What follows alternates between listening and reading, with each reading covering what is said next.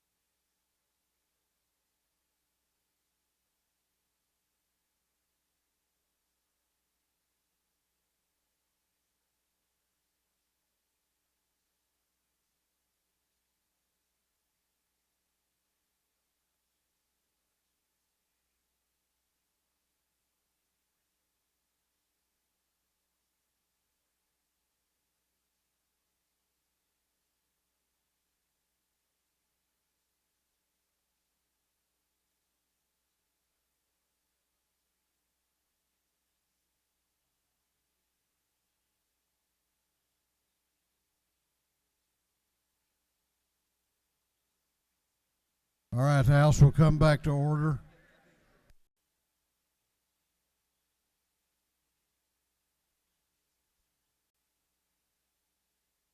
Clerk will read the caption to a group of privileged resolutions. Clerk will read. Honoring the life and memory of John Franklin Porter.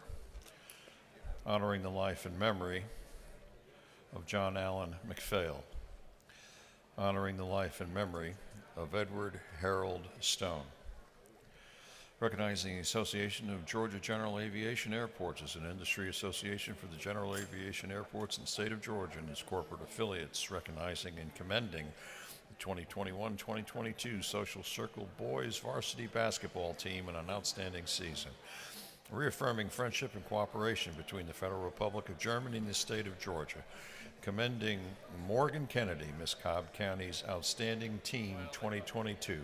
Recognizing the Eta Sigma chapter of the Pi Kappa Alpha for Fraternity, recognizing and commending the Eden Missionary Baptist Church on the occasion of its 150th anniversary, recognizing and celebrating March 25th, 2022 as the 201st anniversary of Greek Independence Day, recognizing and commending the American Hellenistic Educational Progressive Association on the occasion of its 100th birthday, recognizing and commending David Panton, recognizing September 2022 as African Immigrant Heritage Month, recognizing and commending Dr. Willie Housel, commending Dominique Woodard, Banneker High School's Teacher of the Year, recognizing March 22nd as World Water Day and commending Ryan Beltrain, recognizing March 24, 2022 is HPV Cancer Awareness Day in Georgia, honoring the 62nd anniversary of the mass sit-in organized by the Atlanta Student Movement in March 15, 1960,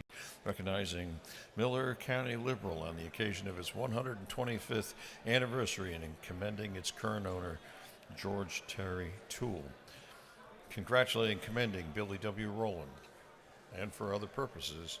That completes the reading of the privilege resolutions. Is there any objection to adopting the privilege resolutions? Chair hears none, and the resolutions are adopted.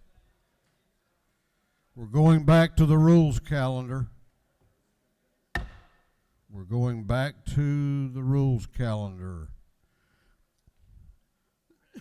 Clerk will read the caption to House Bill 1041. House Bill 1041 by Representative Perkle of the 155th and others to be entitled an act to amend Code Section 48.729.2 of the Official Code of Georgia Annotated relating to tax credits for contributions to rural hospital organizations so as to increase the aggregate limit for tax credits. This bill having referred to the Committee on Ways and Means, that committee recommends that this bill do pass by committee substitute. Chair recognizes Chairman Perkle to present the bill.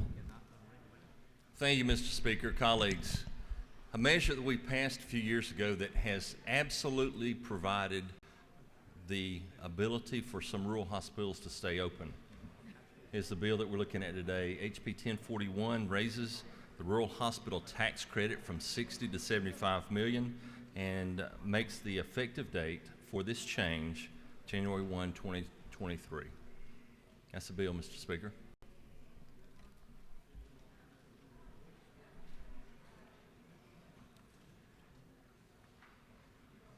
I ask for a green vote.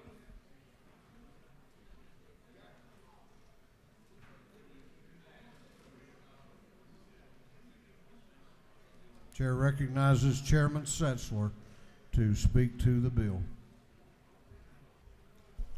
Ladies and gentlemen of the House, I want to speak in support of this bill, and it's a good proposition. It allows our rural hospitals to get resources from their communities. I would say, though, this body acted very boldly last year on House Bill 290 that recognized the patient's fundamental right to have someone at bedside to help advocate for them and make decisions. I think consistent with our strong support of rural hospitals, nonprofit and for-profit hospitals around the country, or around the state rather, we cannot take our eye off the ball. That this last year, since we've debated and passed this proposition HB 290 from this House, it has continued. It has continued that the ability for a family member to stand at bedside, see, understand what's happening to their family member, and advocate for them pursuant to their rights under federal law. CMMS regulation continues to be an issue in the state. And as we pass this bill, and I urge your support of this bill, we need to double down and restate our efforts and our desire as a House of Representatives, as a Senate, and with the executive branch, that patients have a fundamental right to have an advocate at their bedside to advocate for them, and that we have not forgotten, and we're urging ultimate support of HB 290 before the end of this biennium. With that, Mr. Speaker, I yield the will. Is there any objection to the previous question being ordered? The chair hears none. The previous question is ordered. Is there any objection to adopting the committee substitute? The chair hears none. The committee substitute is adopted. Is there any objection to agreeing to the report of the committee, which was favorable? to the passage of the bill? The chair hears none. The report of the committee is agreed to. Shall this bill now pass?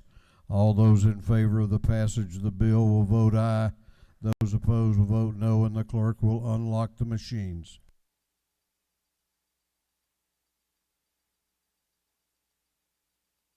What purpose does Representative Mallow rise? Parliamentary inquiry. State your inquiry. Mr. Speaker, is it not true that the best credit we could give to a rural hospital in rural Georgia is to expand Medicaid in this state? I think that's probably up for debate, Representative, but I know you're sincere in believing that. What purpose does Representative McLaurin rise? Parliamentary inquiry, Mr. Speaker. State your inquiry. Mr. Speaker, isn't it not true that just like two of the last speakers, I'm also running for state senate, so I just wanted to chime in too?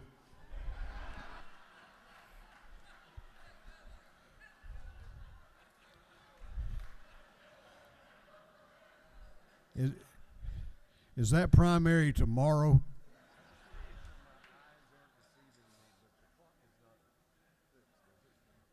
Have all members voted? Have all members voted? If so, the clerk will lock the machines on the passage of House Bill 1041. The ayes are 164, the nays are 1. This bill, having received the requisite constitutional majority, is therefore passed. Clerk will read the caption to House Bill 1291. House Bill 1291 by Representative Smith of the 133rd to be entitled An Act to Amend Code Section 4883 of the Official Code of Georgia Antietam relating exemptions from sales and use taxes so as to revise the spending threshold and extend the sunset dates for sales tax exemption for the sale or lease of computer equipment. This bill having referred to the Committee on Ways and Means, that committee recommends that this bill do pass by committee substitute. Chair recognizes Chairman Vance, or Representative Vance Smith, to present the bill. Thank you, Mr. Speaker. Ladies and gentlemen, bring to you House Bill 1291. This is a continuation of an exemption that we've had for years on the books. Some of the high-tech companies that come in and we've redefined the definition of high-tech. It's the hardware that's being used. It's not the software that's there. And we'd like to still stay competitive with our other states. It's still got a $15 million threshold, and we'd ask to extend that sunset to 2028. Anybody has any questions, be glad to answer them. If not, I certainly appreciate your vote. Thank you.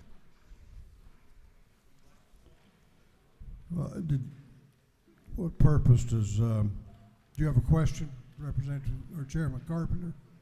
Yes. Do you yield for a question? Representative, you yield for a question? Yes, sir.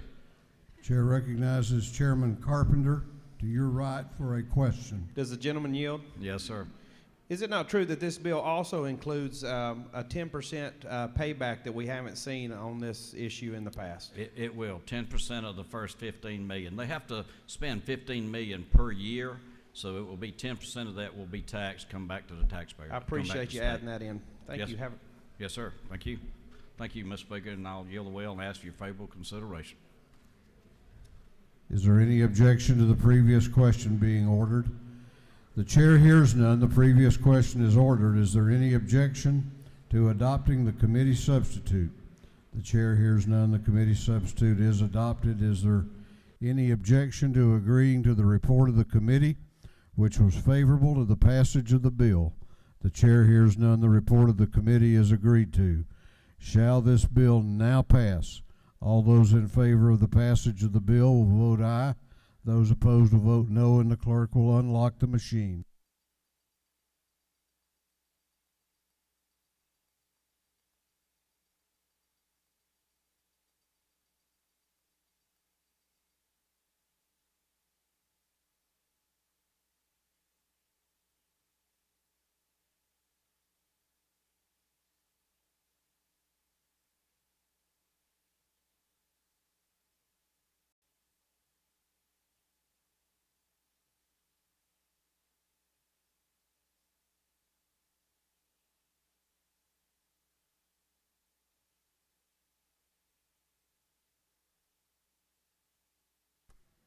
Have all members voted? Have all members voted? If so, the clerk will lock the machine on the passage of House Bill 1291. The ayes are 150, the nays are 17. This bill, having received the requisite constitutional majority, is therefore passed. Clerk will read the caption to House Resolution 686. House Resolution 686 by Watson of the 172nd and others, a resolution proposing an amendment to the Constitution so as to provide for a reduction in the rate of the ad valorem tax assessment of timber at sale or harvest. This resolution having been referred to the Committee on Ways and Means, that committee recommends that this resolution be adopted by committee substitute. Chair recognizes Chairman Watson to present the resolution. Thank you, Mr. Speaker. Members of the committee, I do bring before you H.R. 686. Georgia is the #1 forestry state in the nation, but we're also one of the highest taxed when it comes to the forestry industry. And basically what we're doing here is providing for the people of Georgia to decide to lower and reduce the ad valorem tax rate of timber when it's harvested. Currently, when timber is harvested, it's taxed at 100% rate. We are requesting the people of Georgia to allow us to tax them at the 40% rate, which is the same rate that we tax all other property within the state of Georgia. So this is about providing some fairness to the forestry industry. You know, forestry producers and landowners don't get to decide how much they receive for their products. They're price takers, not price setters. And of course, with inflation right now, this is greatly needed for many of our landowners to be able to take this money that they're able to save and reinvest it into their land and plant more trees to keep our environment safe and to keep Georgia the #1 forestry state in the nation. But also along with this, there will be a cost to the state of about $12 million. Currently, the impact is about $20 million, but this is very similar to the Forest Land Protection Act. And so that's what the bill does, Mr. Speaker, and I'll be glad to take any questions. Do you yield for questions? Yes, sir, I do. Chair recognizes Representative Jasmine Clark to your left for a question. Thank you, Mr. Speaker. Does the gentleman yield? Yes, ma'am. You just gave us some figures about how much this is going to cost the state. Is there a fiscal note available so that we can see that analysis? It's $12 million. Thank you. Mr. Speaker, if there are no other questions, I'll yield the weld, and I would just greatly appreciate everyone's support on this. It's greatly needed for our forestry industry. Thank you. Gentleman has yielded the well. We have other members that wish to be heard. Chair recognizes Representative Al Williams to speak to the resolution. Thank you, Mr. Speaker.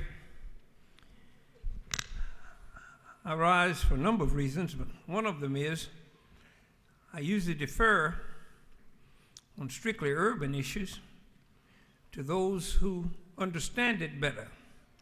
But I rise on this one because this is an issue I do understand. I've been born, raised, and still live in timber area. The handout that you'll find on your desk happens to be a neighbor of mine, Matilda Riles. I did not ask her for this